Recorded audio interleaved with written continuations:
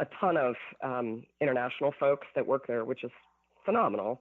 It's just a lot of companies are not necessarily set up for a large quantity of that. So that's one of those things where I'd say if that's what you want, you need to let people know and you need to go for it, because the opportunities are definitely out there, and it is such an amazing experience. For anybody that has a bent in that direction, I highly, highly recommend it, but you need to network your way. I mean, I had to talk to everybody I knew once I started at Ford Motor Company and make sure they knew that that's what I wanted. And they helped me get there, which is great. You were a girl with a plan. You had a mission. And the thing is, what you said earlier too about getting to know people, and they could ask you about it and you can tell them about the loopholes, right? Like, oh my God, just make sure that when you think about coming back, that you have to think about all these things, like an exit strategy. You can't just assume it's going to happen. So it's important to know all those ups and downs. Well, I mean, what a career, what an awesome career. And you are definitely a fantastic opportunity mentor for people to reach out to. So I really hope that when you guys listen to this and you hear about Marie, she is so willing to do that. She works, like you heard, she works with colleges. And one of the things I wanted to bring up with Marie today is she recently had a baby girl. So congratulations on that. Thank you. And she is adorbs, this little towhead. And I made her send me pictures. But we wanted to talk a little bit about how she came to that decision, because it was a huge decision in her life. She did it as a single mom.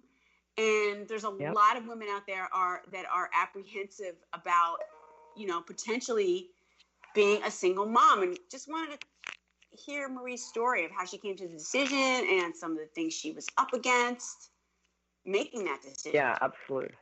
Yeah, absolutely. I mean, it really was. It was one of those things I had always kind of kept it in the back of my mind. But initially, I was going along the same traditional path, right? I was dating, trying to find the right person. Now, granted, I moved around a bit, so that made that a little more challenging. And honestly, wasn't very disciplined with the online dating thing, and the organic thing wasn't necessarily happening. So it got to a point, I had just come out of a relationship, and I said, I don't want to miss my chance to have a child. And by that point, I never even really thought I was going to be one of those that felt that strongly about having a child. But it had gotten to the point where I'm like, it's just really important to me to do it. And so the biggest hurdle, I'd say, at least mentally, I'm sure it would have been fine, was really just making sure that I was stable enough financially to do it. I have a lot more empathy for, the guys in the 50s that were the breadwinners for the whole family, because there is a fair amount of stress when you are the main breadwinner keeping your family housed and fed and all the rest of that good stuff. So that was a big one. That was a hurdle. And then just honestly, the fear of doing it by myself. This is a wonderful time we're going into, because more and more women are doing it by themselves, which doesn't necessarily mean it's not even meant to be a political thing. It's just saying the beautiful thing about being women is that we can do it by ourselves. And I had all the same concerns you might expect. Like, I want to make sure that my daughter has father figures around and has good male role models in her life. And so that was kind of a hurdle I had to get past as well. And then after you get all past that, there's the biological bit. So I would hope, so back when I was considering all this, egg freezing, which you may have heard of, but was becoming a thing. And it really is an amazing thing. I think the only thing I would caution for anybody that goes down that path, and fortunately your audience, I think, is young enough that they don't really have to worry about this, but don't wait. So I was always one of those folks, so I'm very good at being open to new opportunities. The downside of that is I'm not always as good at thinking out 10, 20 years and realizing what I should do. So I would say there is a way to preserve your fertility. If that's what you want to do it as young as possible. But then I have to say, once I went down that path and had my daughter, it is the most amazing thing ever. And I am so grateful that I didn't miss this just because I wasn't following the traditional path. Yeah, and that's great that you came out of it and you were brave and you said, I am woman, hear me roar. You know, it's true. We can do anything. And that's what I love to instill in these girls. Like, you know, you have so much power that you don't even know that you have. Yeah. And you have all the weapons you need. I use that quote a lot. You have all the weapons you need. Now fight. So You do. Yeah, I just think it's so important that we share this, like when women make these kinds of decisions, because it has to be a life-changing decision for you. Oh, very much.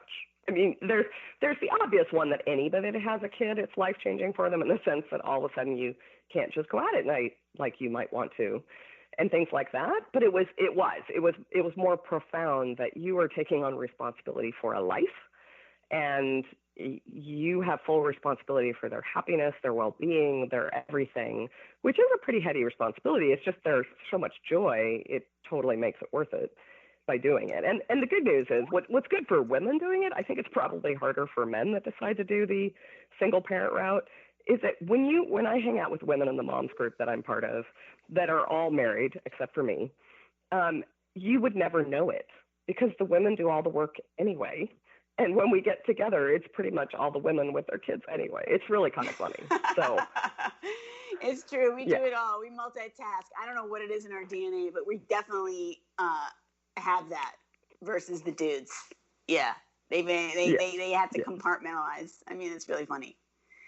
So, and as you said earlier, you know, there's no saying that she won't have that, you know, that I might not meet someone down the road, but it's nice that I didn't put everything on hold for that. That's, I guess, what I urge people not to do. Well, I like what you said about letting that go. Yeah. You said that, well, you know what? Why don't you say it because you have a better way of saying it. But you said once you let it go, you know, you were more open. So talk about that a little bit.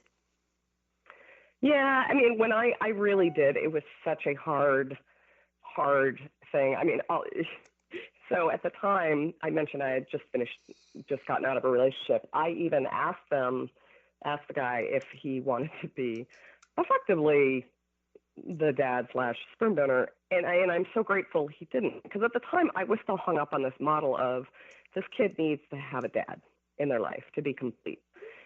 And so I was hung up on that too. And then once I said, you know what, that wasn't an option anymore. It's either do it on your own or don't do it. And I wanted to make sure I did it.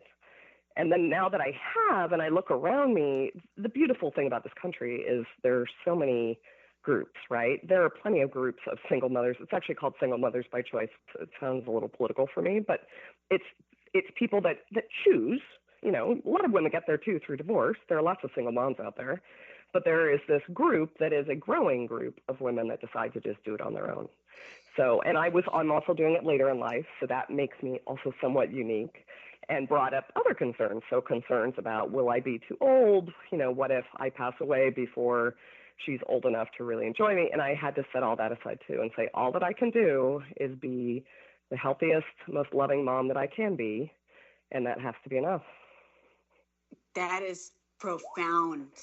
Profound.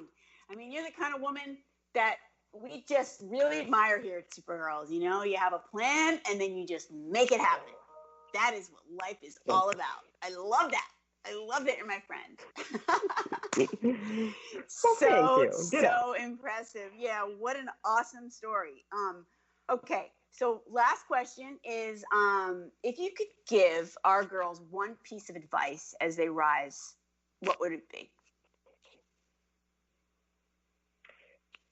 I think focus on two things. Actually, can I get two? Yes. So one is the relationships, which we've already talked to. Okay.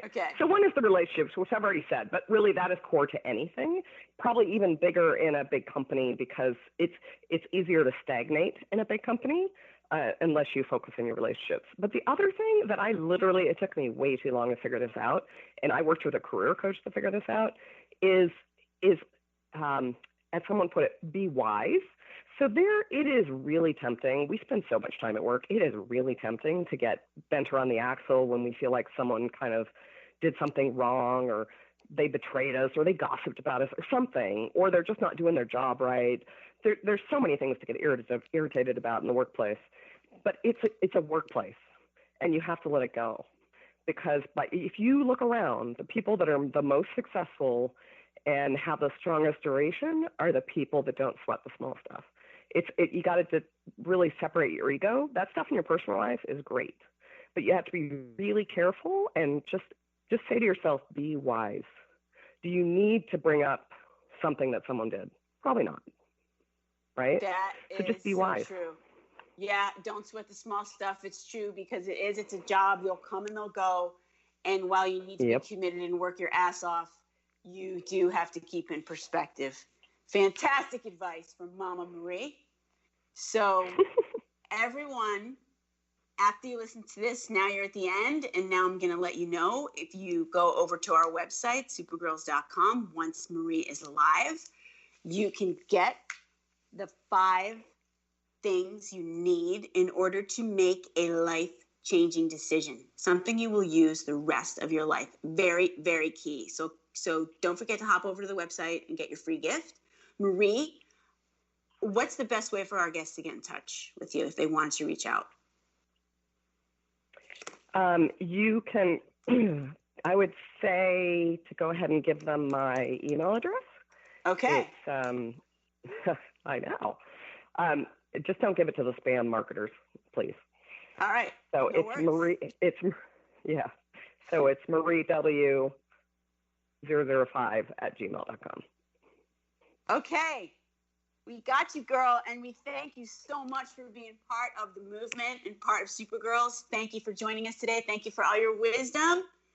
And everyone, thanks for joining into the show. Go out there and be wise. Listen to Marie, Mama Marie. All right. Bye-bye. Peace and love.